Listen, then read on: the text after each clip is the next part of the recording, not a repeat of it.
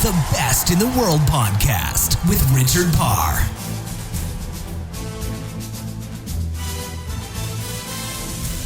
Hello and welcome to The Best in the World with Richard Parr, where each week I speak to an Olympic champion, a world champion, a world record holder, or a world number one to find out what they do differently to the rest of us to be the very best in their sport. This week I spoke to Jacobi. He won a gold medal in canoe slalom in the 1992 Summer Olympics in the C2 event. This is a fantastic chat. You'll see that it's probably one of the longest conversations I've had on this podcast. You know, these are very busy people. They've got very busy schedules, whether they're still competing or not. And so I normally only ask for 30 minutes of one of these champions' time. And with Joe, we went on for an hour. And to be honest, we could have spoke longer. And perhaps we will do a part two as suggested with Joe. Or even if we do a Best in the World conference. What do you think of that idea? Joe brings up that in the podcast. I'd love to get your thoughts on that. If you've got some kind of idea of could this work, send me a tweet at Richard_Parr. I'd love to hear from you. I'm not going to talk too much about the interview because it is a long one, so I want to get straight into it with Joe. Just before we do that, I want to tell you that today's show is sponsored by Audible. Audible is one of the leading suppliers of audiobooks in the world. I'm currently listening to Mastery by Robert Greene, so it is a product that I personally use. If you want to try out their service for 30 days for free, it's really easy. All you've got to do is go to audibletrial.com/best. And as part of that trial, you get one free audiobook to download. Just go to audibletrial.com/best. All right, let's get to it. Let's get to my interview with Joe Jacobi. The Best in the World podcast with Richard Parr.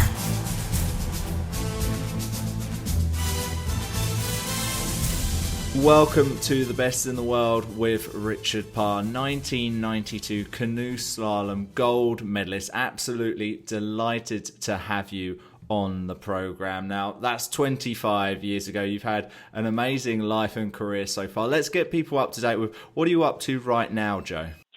Yeah, thanks. I'm so thrilled to be here with you, Richard, and love what you're doing. I'm just a fan of the show, so I keep doing what you're doing. It's great. For me, yes, I am. I will always think of myself as, on some level, as a whitewater canoe slalom athlete. I got into this sport when I was 8 years old. By age 10, I knew this was the sport I wanted to do. The sport has been very good to me as an athlete, as a broadcaster, as a coach. And even at one point for 5 years, I was the chief executive officer of the national governing body for canoeing in the United States under the umbrella of the U.S. Olympic Committee. And now today, I am a performance coach and executive trainer. I am taking the lessons that I've learned in elite sport and out on the river and helping people to perform better and navigate the river currents of life and business to do their very best. Who are the people you're working with, Joe? Yeah, so they tend to come in different shapes and forms, but I tend to have entrepreneurs and people that have a lot of entrepreneurial interest. Having said that, I do get to work with people at senior leadership teams in large companies, such as General Electric or Ernst & Young.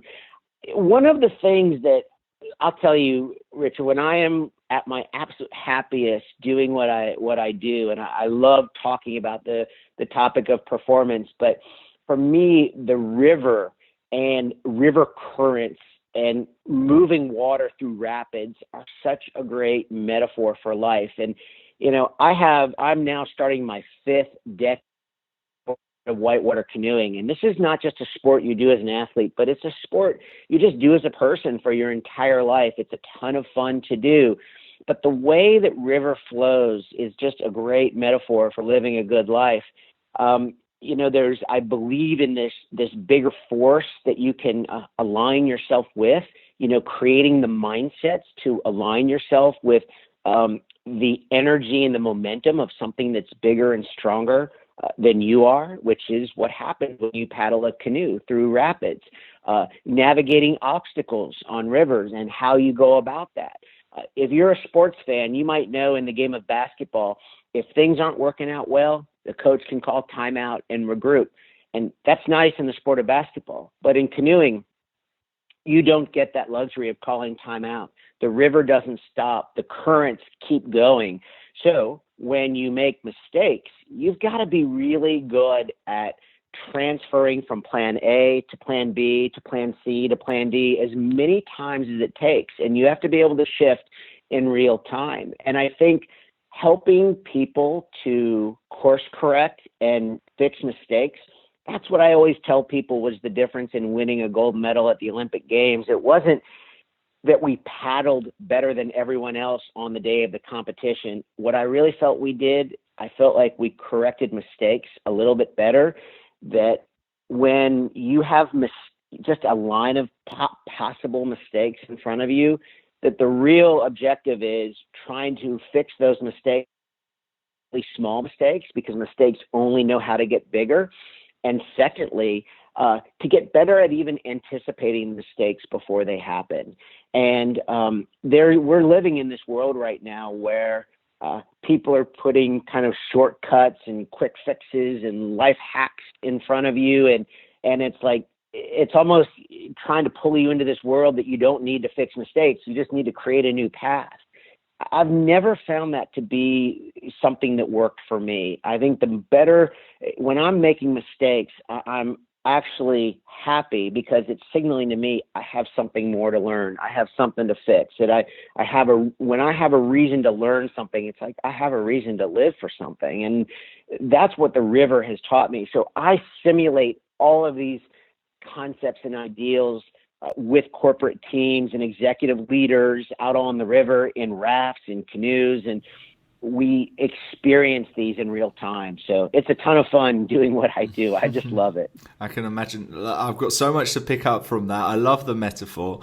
And as soon as you said it, I was immediately thought, what happens when you hit those big rocks? Now, I wanted to bring it back to you. Of when you were leading up to those first Olympics, was there one big mistake, one big failure that you had?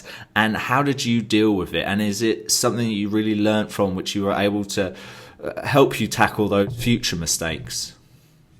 That's a great question. I mean, I will tell you that I feel like my path from being a kid that found his way to the sport of canoeing. I know you've had a lot of rowers on the podcast before. I think it's really important for people to understand almost how unlikely it is compared to, say, a sport like running, how unlikely it is to get a young person into a canoe, a kayak, or a rowing shell in the United States or in the United Kingdom. It is just, think about how much work and education that it takes just to get one kid onto the water. It takes a lot of work. Whereas in running, it's like you have a pair of shoes and you're in the club. And I say that very respectfully to the sport of runner because I'm a runner today. I'm a marathon runner now. But that comparison is really good for me to know. And so to your question about, mistakes, setbacks, I would say that I remember about in late 1990, so we were less than 2 years before the Olympic Games. One of the things we do in the sport of whitewater canoeing, in addition to our training, is that we go out and we run rivers for fun. We like to challenge ourselves by running more challenging rapids than the kind of rapids that we race on. It keeps us sharp. It allows us to explore limits of risk. And I remember one day we were running a river that was had a lot of water in it from rainstorms in Tennessee. And I remember we paddled over like a small waterfall. And when I landed, I dislocated my shoulder. And then after that, Richard, there was a number of just things that happened that were just all bad luck. So when I flipped over with this dislocated shoulder, I pulled the spray deck from the boat. I swam out of the boat, and the currents pushed me to the opposite side of the river from where the road was, making the river rescue to get me off the river much more challenging and more complicated. And I remember sitting there as the sun was going down, my shoulder was out of my socket, and I was just trying to get into a mindset of just trying to numb the pain, so to speak.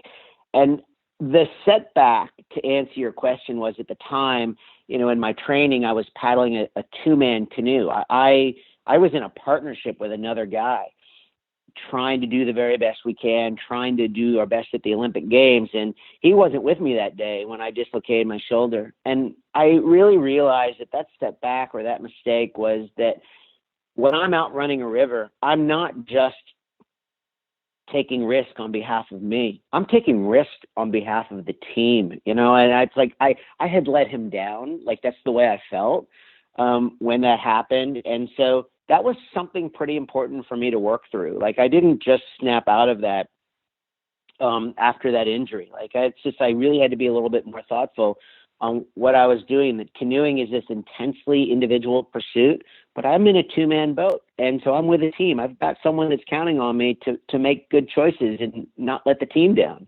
And so that was a pretty big lesson for me, and a setback that I had to work to overcome. And but it was a really valuable lesson, obviously. And of course, I learned from it over time. And less than 2 years later, we were standing on the top step of the podium at the Olympic Games. Happy ending there in the end. Now, when you mentioned you were going on those really fast waters, Joe, it immediately made me think of one of the interviews I did. And I've brought this example up a few times on these podcasts with Brian Clay, who won the 2008 decathlon gold. Yes. And yes. My conversation with Brian was, he said he would make his training so grueling that actually when it came to competition, it was a bit of a doddle for him because his training was harder than the actual competition. Now, was that your mindset when you went for those tougher waters, because you thought, all right, if I can cope with this water, I'll easily cope with whatever they put in front of me at the games? Or is it just because you were a thrill seeker? Right. So it's a very interesting question. So now, I did have similar elements of Brian's mindset into my own training. Now, I didn't carry that mindset when I went out to run a river. Running a river is just, I tell people that when I went to the Olympic Games, like, I didn't exactly see myself as an Olympian. I saw myself first as a whitewater canoeist. And, and I think about the spirit of adventure, the spirit of risk, the spirit of not knowing what's around the bend, that idea of embracing uncertainty. That was a bigger part of my mindset when I went to go paddle a river for fun. And that was an important thing for me, how I saw myself in the start gate at the Olympic Games. It wasn't just being a representative of the United States. I just loved being a whitewater canoe athlete and all of these great things that the river taught me. Now, to Brian's point, in my training environment, especially where I was raised on the Potomac River in the Washington, D.C. area, I kind of had these Malcolm Gladwell outlier / fortuitous moments in my life that I was just born into this incredible training environment, one of the highest performing training environments in the history of the sport of canoe slalom. The entire sport community of canoeing is familiar with what happened on the Potomac River in the 1970s and the 1980s. And I grew up as a young paddler in the 1980s as a part of this amazing training group. And it was a lot more like what Brian was talking about there. But it wasn't that we were we never had a goal to say, let's make it so grueling that the Olympics will seem easy. We just went out and competed like crazy against each other. And we got very comfortable. I do remember going to, not the Olympic Games, but I remember going to a lot of World Cup, World Championship competitions. And we would be talking after the races were over and talking about how sometimes even races of that caliber didn't meet quite the competitive standard of our practice sessions on the Potomac River. And I don't think that we really thought about how intense that those practices had to be we just went out. It was like a code to go out and compete to the best of your ability. No, it's not going to serve anybody any good to hold anything back in practice. And the way we looked at it was, the higher the quality of your practice as a starting point, the more likely you are to raise the level of your competitive performance as well. Because I do think some people get a little scared that if they practice too hard, maybe they won't race to that level when it's time to race. And I never found that to be true. I think if you can raise the quality of your practice and really embrace what makes a good practice, I think you're more likely to have better performances when you want to make that performance count. And everything that you're doing now is from a mentoring point of view. Who were your mentors during that time, Joe? So there were people that really came along. And first, I want to just speak a little bit to the listeners in the United Kingdom of this particular podcast. Richard Fox is arguably the greatest canoe slalom athlete in the history of our sport. He was a men's kayaker, born, raised Great Britain, raced for Great Britain.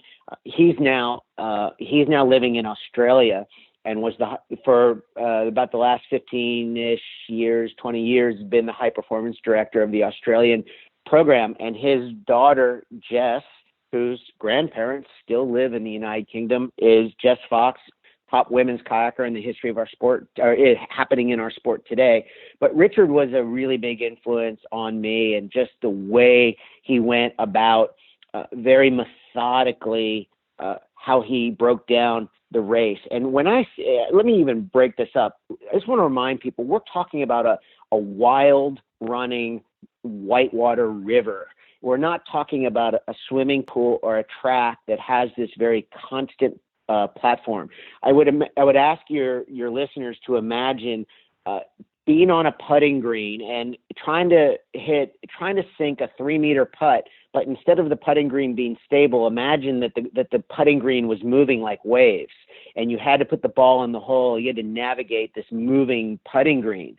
That's what whitewater canoeing is like. And Richard Fox really brought this methodical, break it down into the tiniest fractional pieces to add some certainty to this world of uncertainty that we were competing in. So Richard was a really big influence on me. Also, later, you know who else became a really big influence on me? I had the chance to speak with him one time. Stephen Redgrave, the rower. I met him before the 1996 Olympics, so I had already won a gold medal by that point, but that was the first time I ever held 3 Olympic gold medals at the same time. You know, his Olympic gold medals from 84, 88, and 92, he would go on to win 2 more and after I know him. But my gosh, just to sort of watch that athlete grow and mature through his life, and to see what he did over time with different partners, and how he adjusted. People think of rowing as this sport where you just learn one technique and you repeat it over and over again. Look how young Redgrave was when he won his first gold medal in 84, and how old he was in 2000 when he won his final one. And think about how much transition. It wasn't the sport that changed, it was the human being that changed. Redgrave, my gosh, master. And you mentioned that, and of course you won gold in 92, and then you competed again 12 years later in 2004 in Athens. What changes had you made in those 12 years? Yes, and sort of in using that Redgrave example and understanding, I didn't win a gold medal in 2004. My partner and I were 8th at that Olympic Games. And so back in the leading up to the 92 Olympics, we put the proverbial eggs all in one basket. We did not want to get to the finish line and ask ourselves, well, maybe if I hadn't taken that extra shift at work or taken that extra class in school. We took all those things off the table. We moved from the Washington, D.C. area and this really wonderful training culture in D.C. down to rural western North Carolina in Appalachia, far from a big city. And what was great about living there and putting the eggs all in one basket there, Richard, was that the cost of living was very low. So it didn't, we were able to put more time and resources into paddling our canoe and working together as a team. And we didn't, we operated from the standpoint, we don't want to get to the finish line at the Olympic trials or the Olympic Games and say, is there more we could have done? Now, 12 years later, when I'm on the start line of the 2004 Olympic Games, now I'm married. Our daughter is almost 3 years old. I have a mortgage. It was like I have more of a regular life. Like there's more balance. And that wasn't something that I ran from. I mean, that was just sort of I had other people that I was really excited about sharing that experience with. Do I think there's more that we could have done in our training? I was paddling with a different canoe partner in 2004 than I was in 1992. So that was a new challenge, but do I think there's more we could have done? Yes, I think there's definitely more we could have done. And I just love the fact, though, that I was able to kind of share that experience with people in a very different way in a different phase of my life. And so to go to those Olympic Games years later with that perspective just helps me that much more. And often when I'm coaching and when I'm speaking and when I'm training, because we didn't win, I almost have more that I can learn from the 2004 Olympics, even in the 1992 Olympics. Although I do realize people are really curious about, like, what is that little thing that happened then in 1992 that was the difference between first and second, or first and eighth, or making the team and not making the team. A lot of this, I do want people to say, I can talk a lot about what I think those little differences are, but it's hard for me to talk about it without talking about learning from mistakes and setbacks along the way.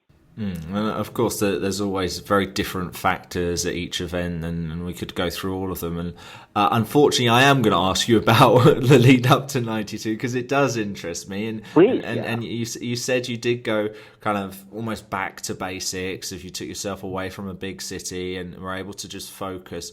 Give us an idea of what a typical training day was like then. Yeah, so in fact, what could be interesting is I'd love to even compare a little bit between what my training days were like in Washington, D.C., and then when we moved to Western North Carolina, where we were kind of making up our own rules and reinventing ourselves in a new environment. So yeah, that would be great. So when I was on the Potomac River, part of the reason that the Potomac River in Washington became this mega center for whitewater canoeing was that if you think about where the best natural whitewater rivers are, whether the United Kingdom or the United States, they tend to be in rural areas where there's a little more elevation. And if there's more elevation, you tend to be further away from the big cities. So this was before they were building all these man-made whitewater channels like you have at Lee Valley now in London. I mean, there's a world-class whitewater center in downtown London, or not in downtown, but in London now.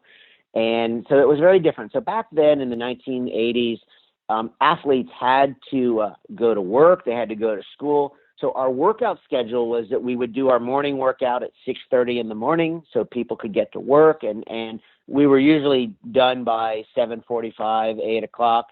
People would do their work, come back out around anywhere from 4:30 till 5:30 and stay on the water till 6 or 7 and do the second workout.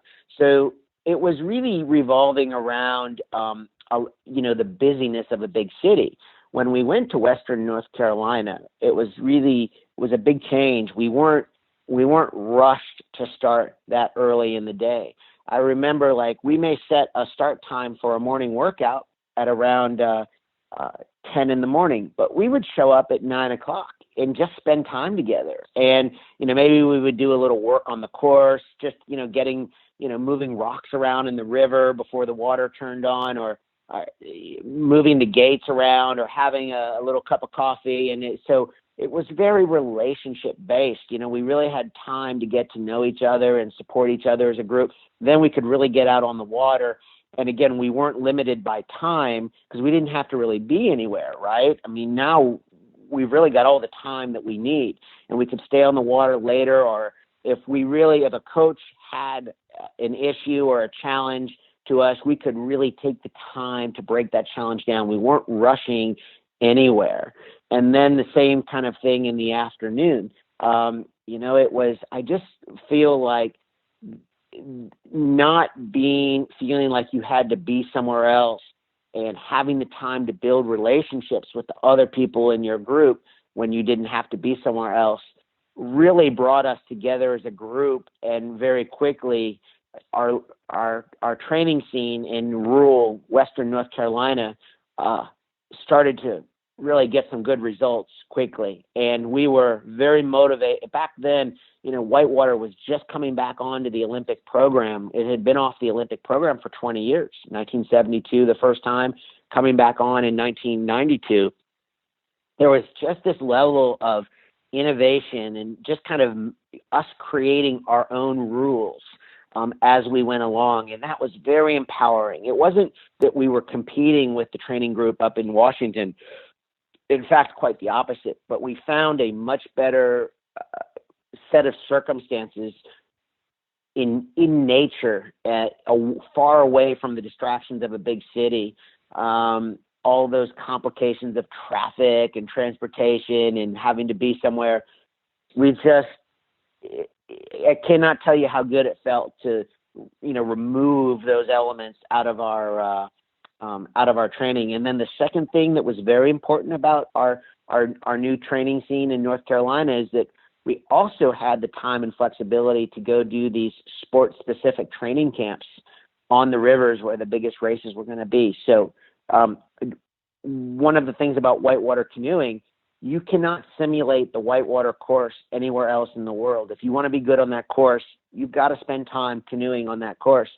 My partner and I spent 100 days in the 365 days prior to the Olympic race in Spain in 1992. About 100 of them were spent in that little village of 12,000 people, La Seu d'Urgell, 2 hours north of Barcelona, learning every square inch of that course that we could to the best of our ability.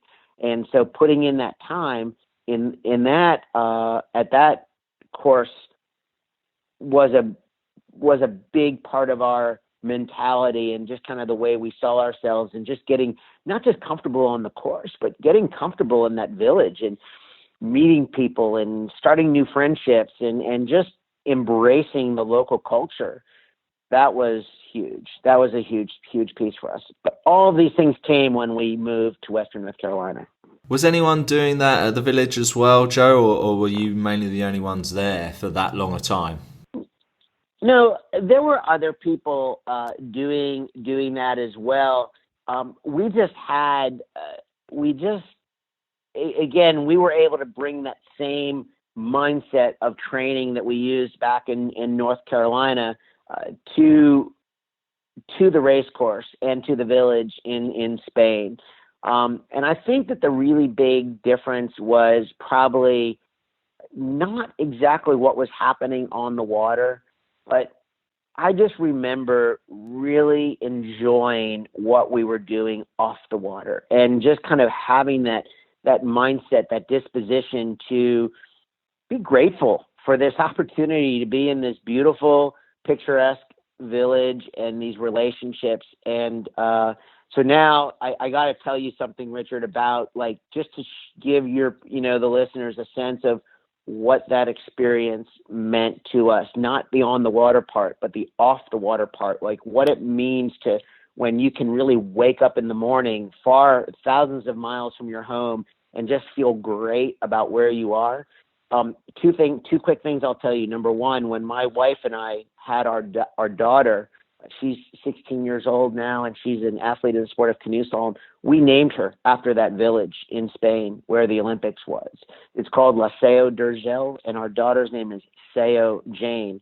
And that's what that experience meant to us. And secondly, all these years later, 25 years later, you know how people talk about the idea of, hey, it would be fun to live abroad for a few years, or my wife and I have been talking about it for 20 years, living abroad somewhere, because the sport is so big in Europe and we just met all these wonderful people.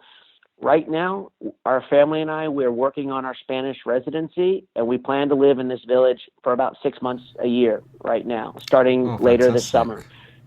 And that is the impact. That is the impact of not the on the water stuff, but all the other stuff that goes with it. And one of the things I guess I would ask people to sort of think about in their attempts, in their process of trying to do a little bit better, no matter what they're trying to do, our brain naturally wants to think about all the direct tactics to do better. I like to just focus on the conditions for doing better.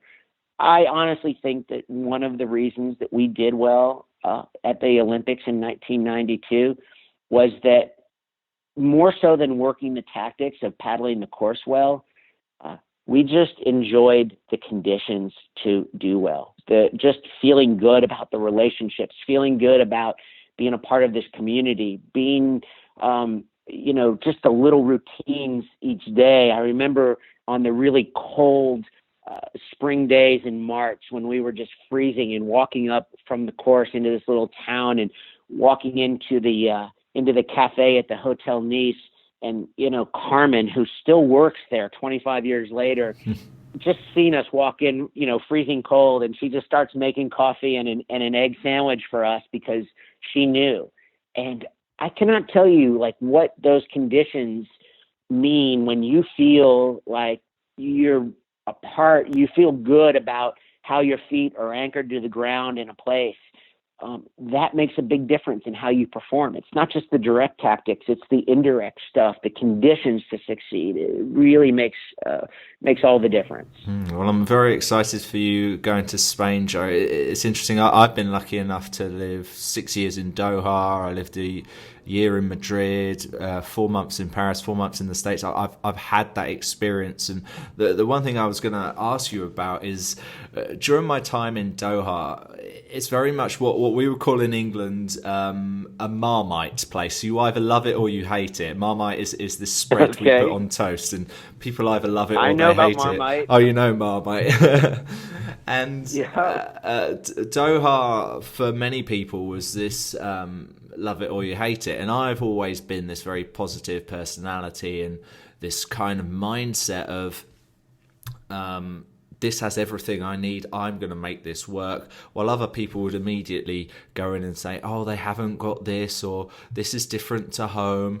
And I used to actually say that, all right, Doha might not be New York or London, but I think these people have the mindset that they would be bored in New York or London or wherever. Have you always been such a positive person? Because that's what's coming across to me, Joe. I have, in the sense that, a lot of people look at the sport of whitewater canoeing as this super cool sport. It's a sport for life. It's gravity. There's excitement. There's risk. There's uncertainty. And as cool as I think the sport is, I was always more attracted to the people that did the sport than the sport itself. It's always about the people. And I think once it's about the people and it's about relationships and it's about what you bring to make these relationships and these cultures better, that's where I think that comes from. So then you go somewhere, whether it's into a small tiny town in the middle of southeast, in the middle of Tennessee, or you go to a big city, that you really see it for its best. I'll give you a great example of this. Back in when London was bidding on the Olympic Games for 2012, this was 2005, New York City was also bidding on the same Olympic Games, and I was helping out the bid for the New York City group. And I remember for the longest time feeling like New York was this very rude type city, the people there that, they don't smile at you, they don't say hello.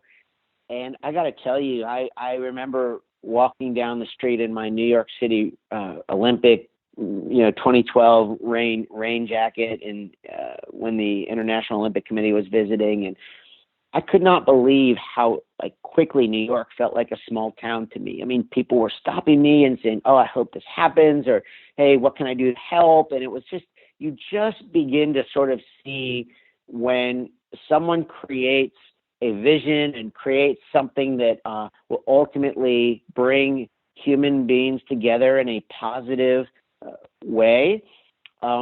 You see the best side of it. And then the next step after that is like, gosh, how do I help more people recreate that in more places? So, I mean, if it can be done in New York, I mean, it can be done in a lot of places. And you don't just have to host an Olympic Games to make it happen. This happens in the smallest towns. I mean, we just have this desire to connect with people. And so I think that if you really focus on the quality of relationships and you really hold that passion for learning about other people and why they do things the way they do. Again, if you give yourself a reason to learn, you will give yourself a reason to live. And that is, I guess that's where that positivity comes from. And that's why it's real easy to make happen. And that's not to say that challenges don't come up. That's not to say bad things don't happen in a place, but inherent, genuine, in most of the cases, the human condition is to want to connect around the spirit of positivity. London did host those games, and it was that same scenario there, Joe. Of my experience there was how London can be a bit of a grumpy place, can be everyone ignoring each other, but those 2 weeks during the Olympic Games, everyone was speaking to each other. It felt like Disneyland. It was absolutely magical. The Best in the World podcast with Richard Parr.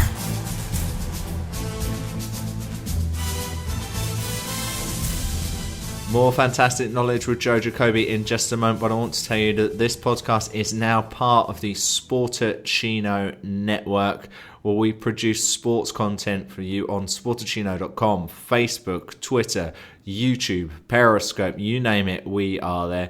We have live Facebook videos and podcasts and topical debate on our social media platforms. Everything you want to know about sports and personal development, go to sportacino.com. If you get a chance to like the Facebook page and subscribe to us on YouTube and on iTunes, I would really appreciate it. All right, let's return to the conversation with the 1992 canoe slalom Olympic gold medalist, Joe Jacobi. The Best in the World podcast with Richard Parr.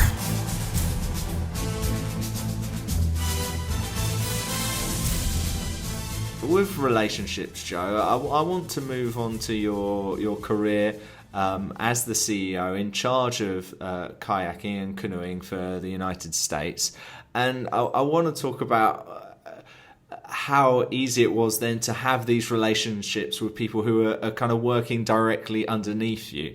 How does that sometimes work when, say, they're not following orders or not doing what you'd like them to do? So it was interesting that particular position, and I should say it was the first and only time in my life that I've ever had a kind of a conventional paycheck job, right? Yes, but I think these Olympic sports have these cycles to them. And I think sometimes there are cycles when it really helps to have people who have some experience in the sport come in and lead the organization. And then I think there are cycles where it's outstanding to have people who have no experience to the sport, but they have strengths in other areas of building and growing and maybe television or sales or sponsorship or what have you. So I think that the time that I came in, it was good to have some sport experience. And I got to tell you, I didn't see that hierarchical nature. I didn't see how, and maybe to a detriment, I didn't really see how I was going to get these people working for me. It was really more how I was working for them. And especially the closer that the people were to the CEO position, I embraced that even more, because those were the most direct reports that were doing the real hard work and kind of getting the sport of canoeing out to the grassroots. Again, I kind of bring this up again. Just think how hard it is just to get one person into a canoe, and equally, it's not always so easy to take the properties of canoeing. I mean, it's not the sport that when you're flipping around the TV channels that you come across on TV every day. So there were some challenges in marketing and growing and selling the sport. So to me, it was much more about how am I serving these people in front of us. But also, sometimes these national governing bodies in a country the size of the United States, where it is just the regions are so culturally different from each other. It's very hard to have one systematic way of doing things. What works for a guy developing a canoeing program in Minnesota is going to, just by geography and weather, is going to be very different than the guy who's doing that in San Diego, California. One is doing it in summer temperatures year round, and the other one is doing it at summer temperatures 3 months a year. So you're going to end up with you can't have one system for doing canoeing. So I think figuring out who wanted to be a part of this movement and that idea of working with people who want to work with you. And I know that can be a little bit harsh sometimes, but this idea that we can work with everyone, regardless of kind of their philosophy or their ideology, it's very hard to do in the Olympic sport, and especially when you're getting so much pressure from the Olympic committees, be it Britain or the United States or anywhere else, where the pressure is they don't care as much about growing the sport. They care more about the medals you're going to win in this upcoming Olympic Games. Like, win now, win today. What do you got? What do you got for us today? How are you going to help us? In our medal haul, our medal count. That was really what was important to these Olympic committees. So I think reading, it's a lot like being in the river again. You're reading these different forces. You have clubs that want grassroots development, and you have Olympic committees that are saying win now. And these are two very different kinds of forces. And just like when you're on a river, the currents don't always flow in one direction. They come in from the side, and they sometimes they bounce against rocks, and you as the navigator have to be better at reading currents and really coming up with some strategic decisions about how you're going to navigate the river. Once you make that decision, like that's what we call your line through the rapids. That's what athletes are doing when they're paddling whitewater rapids, is that they're creating a path through this jumbly, non-predictable whitewater with opposing forces. And you've just got to choose your path and stick with it. And it's not going to make everybody happy, but that's where you really decide who do you want on your boat, who do you want in there with you. You need people that are really trying to paddle in the same direction. With that pressure from above, Joe, would you somehow have to try and shield that pressure from your athletes at all? I think that I think that the athletes ultimately want to do their best. I've listened to some of the other athletes on the podcast, and I think that is an incredible commonality about the people who have conversations with you. But I think how they go about that is it's a little bit different for everyone. And I am a big believer that everyone needs their own rules. This is so much about shielding. Usually it was more about just being as transparent and honest with them as we could about the resources that they'll have available, kind of what they're on the hook for. What I was really looking for when I was talking to athletes, when I could really get a read for athletes, they were the ones that were just the most self-accountable, and they just didn't really care what the obstacle was. They didn't care how much the money or the resources were available to them. They just wanted to know so they could plan and really just come up and make that transition from plan B to plan C to plan D without the drama and without getting upset and without blaming other people. Those are the ones that you just knew were going to be your best performers. And the moment someone said, well, I really could do well if I just had X and Y or Z, that was when you sort of, you knew that athlete was probably not going to be your athlete that was going to perform at the highest level for you. And I just knew how to read that in people. And, no one ever wants to, be told that they're, especially when they're in that mindset that, if I just had this, I would do better. They don't like to hear that, that maybe that idea of blaming or coming up with an excuse why isn't working for them. And those were always the hardest conversations to have with people. But that's still what I look for today. And I think that if you go back and you listen to a lot of the messaging, that kind of the undertones of the conversations that happen on this podcast, I think that if you listen very closely for that accountability, and the people that just were able to make that seamless transition and listen to how they work through change, that there was never much drama to it. They're just like, okay, that's the new path for today. And you go forward, you adjust, and you start going, and you sort of see it as an opportunity. This is why I had said in the beginning, so much of what we're doing, we're course correcting. We're correcting little mistakes as we move down the river. There's just there's all these little things trying to knock our boat off course. And the better we get at reading the river and anticipating those mistakes, while they're still small, they become much easier to fix. And if you get better at fixing mistakes than the other people, you're going to find yourself consistently performing at a better and better level.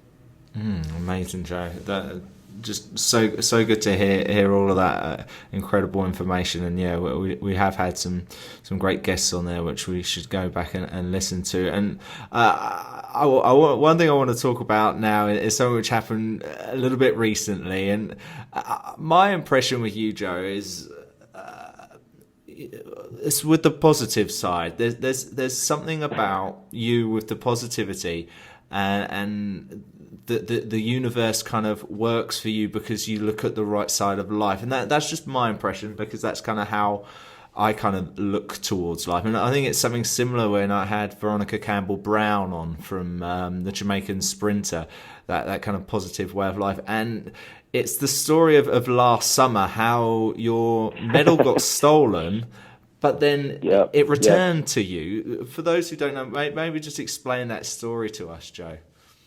Right. So we were in June of 2016, my wife and daughter and I were having an early dinner in Atlanta. Our daughter was getting ready to fly out to the Mountain West United States to spend about half the summer paddling rivers in Idaho and Colorado. And while we were having dinner, and this was just off the campus of Georgia Tech where the Atlanta Olympic Village was. And I remember that night. It was a beautiful late afternoon in Atlanta. My wife, who was the Olympic team leader for whitewater canoeing back in the 96 Olympics, she and I were telling our daughter about the 96 Olympic Games, which she wasn't even born by that point yet. And while that was happening at this little restaurant, our car was being broken into in the parking lot, and the thieves got away with my computer bag. It's the only thing they took out of the car. Inside the computer bag was my Olympic medal. And a lot of people say, well, what a knucklehead. Why is that guy carrying around an Olympic medal and leaving it in the car? It goes with me most everywhere. I mean, I figured out very quickly 25 years ago when we won the Olympics that if I could take a big hammer and smash that medal into a million pieces, there still wouldn't be enough pieces to go around to give to each person who helped us, who played a role in us winning that gold medal. So I just always sort of saw it as a bit of an obligation, and a very proud obligation to get to share it with people. And I never ever thought that people would remember the name Joe Jacobi, but if they were watching the Olympic Games and they saw a medal ceremony, that person who saw my medal would turn to their family, their friend, and say, yeah, I saw one of those one time. This canoeing guy showed us a medal at a speech or at a parade or at a TV interview, what have you. And that's why the medal goes, because I want people to relate to that experience when they're watching the Olympics, that they actually touched and held a medal. And so that's how the medal was stolen. And what happened after the medal was stolen was kind of incredible. This went in just a matter of the first 2 hours after my wife put up the initial post on Facebook, and we at that point we had a picture of the car, the stolen car that thieves drove into the parking lot, and you could see the license plates on the car. And not that really necessarily did a lot, except it made people believe like they could help if they just hit the share button on Facebook. And the post went viral. And very quickly, the thieves, who had stolen a lot of stuff from a lot of cars that night, they figured out that they weren't expecting to get this Olympic medal, and they knew it was a kind of a quote unquote hot item, and they got rid of it. They threw it out the car window. And a couple of weeks later, this little girl in Atlanta, 6 years old, Chloe Smith, was going for a walk with her dad, and as her dad likes to say, Chloe is always picking up trash off the ground and says, "Stop picking up trash." And she picked up the very top part of the piece of the medal. So the medal had like 2 layers to it. This was a very light, flimsy piece, but it's the piece that looks like an Olympic medal. And her dad said, "Chloe, put that down. You're always picking up trash." "But Dad," she said, "Chloe, put it down." And Chloe throws it like a Frisbee, and it goes off into the woods. And when it was in midair, the dad saw it like sparkle, like in the sunlight. And he said, "Chloe, go pick that up." And Chloe said, "But Dad, you said," and Chloe, "Go pick it up." And she picks it up, and he hands it to her, and she hands it to him, and he looks at it. He knew what it was.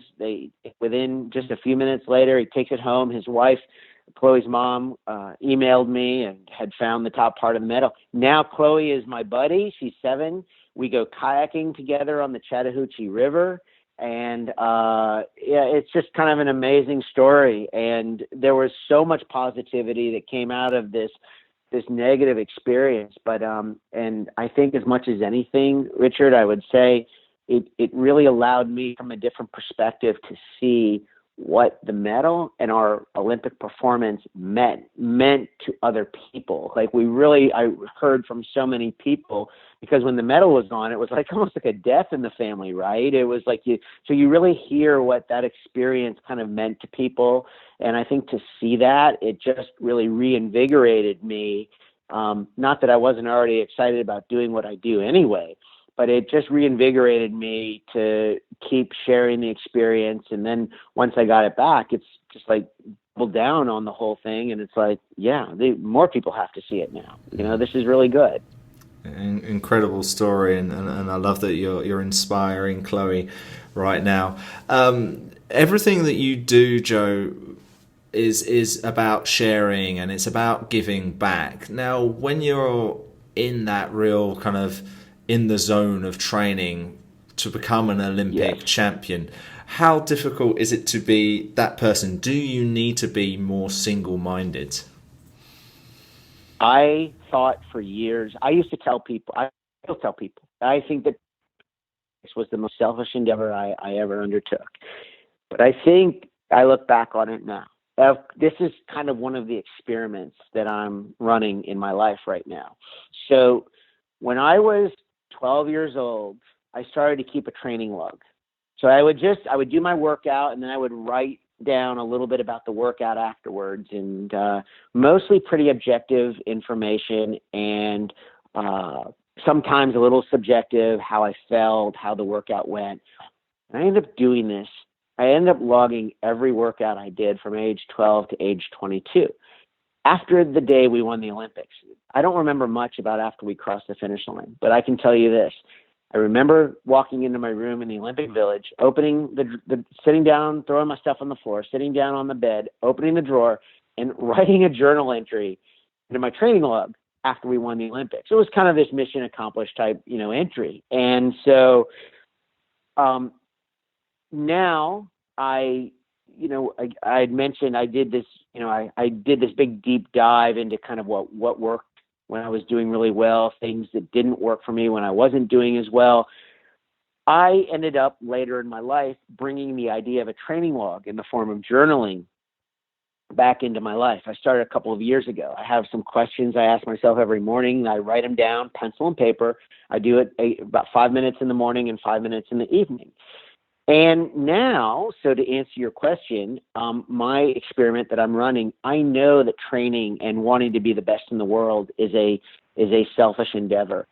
The little dent in the world that I'm trying to make, and when I'm mentoring athletes, and I hear from athletes in Great Britain, from Spain, not just Americans, and I encourage them to keep a training log. And the one question I want each athlete to ask themselves today that I did not ask myself back then, but I believe will be really helpful. The last question is, how did I serve my sport today? And I want athletes to do that every day that they train, every day they fill out their training log. It'll just take a minute. The reason I want them to do that question is because I want them to think really hard about what it means to leave that question blank. What will it mean to fall asleep, believing you actually didn't serve your sport in a more holistic, contributive way? And if you can actually come up with something to put into that part of your training log every day, your disposition, your headspace will change over time. You will find gratitude in what you're doing in even the most challenging days and the most challenging times. But it is a practice. I don't just say this and it sounds good and you feel good and it works. It is a practice. It's not knowing, it's doing. So that's the question I'm challenging all elite athletes and developing athletes to do. How did I serve my sport today? And I think if you cannot leave that question blank every day, and you stay in your sport for a few months, a few years, 10 years, 15 years, and you can even keep doing it in your life after sport, like I do today. The question for me is not how do I serve my sport today, but, who did I serve today? Again, making sure that I serve somebody. That is one of these little dents in the world that I'm trying to make, Richard. That's one of the experiments that I'm running, and I'm trying to encourage more athletes to ask themselves that question. Are there any of the other questions you have at the moment that you can share with us, Joe? Yes, I'd love to. So here are the questions that I ask myself in the morning. What's my outlook for the day? And that question is usually a few kind of overarching words to kind of set the theme, the intention, for my day. Then I have a question, what's the relationship focus for my day?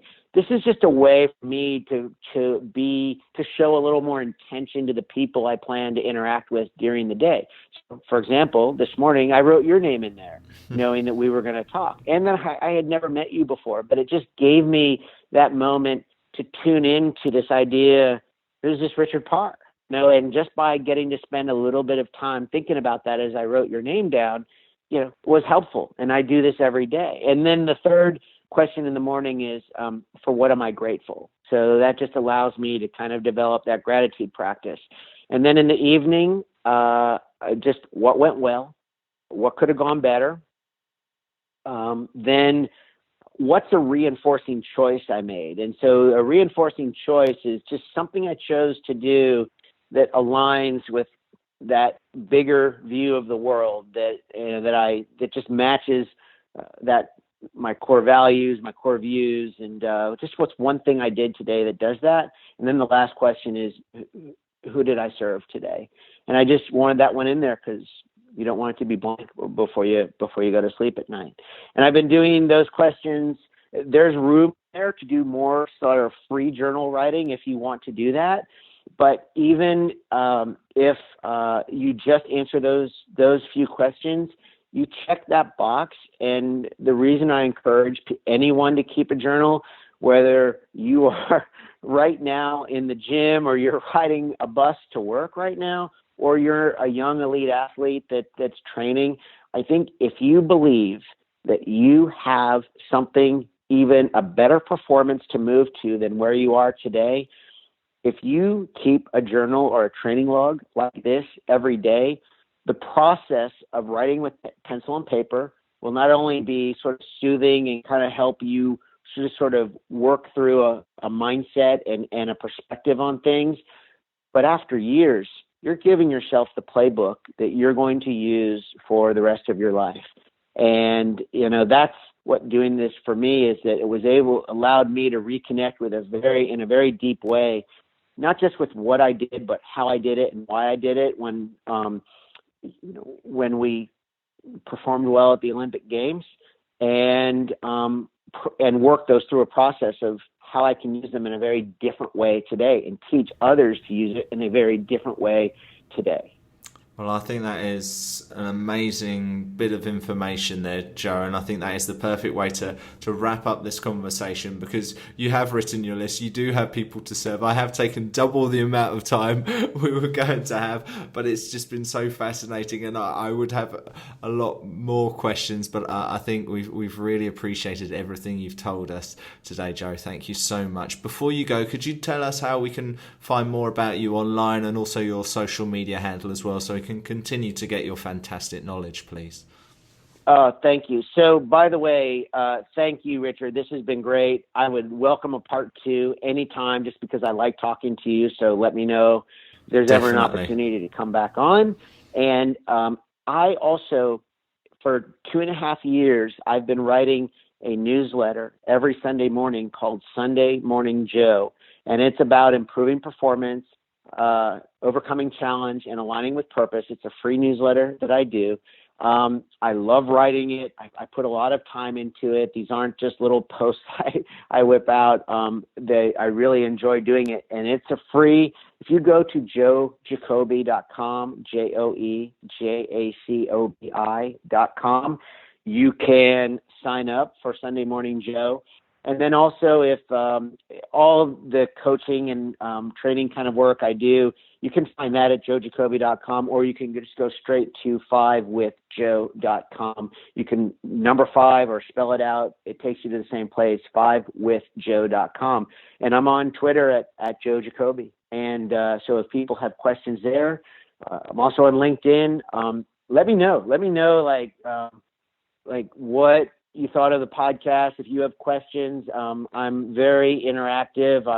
I am not so big and spread out that I don't have a virtual assistant. I read all my own messages and email, and it's great. And so I'd love to hear from people. And most of all, I want to come hang out with you over where you are. So we'll have to figure out a way. You'll have to maybe create the live Best in the World conference or something, and bring some of us together, and we'll have some fun over in the United Kingdom. Yeah, I'd love to do that. I think that's definitely something that we've got kind of up our sleeves of what we'd like to do, taking this podcast forward. And of course, we'd love to have you there. And when you do move to Spain, Joe, I'll definitely pop over and come and say hello for sure.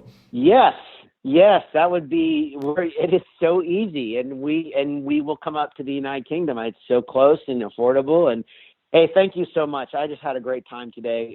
Let's do this again. Definitely, I would love to do that, Joe. Thank you so much for being on the program today, and thank you for being the best in the world. Thank you, Richard. The Best in the World podcast with Richard Parr.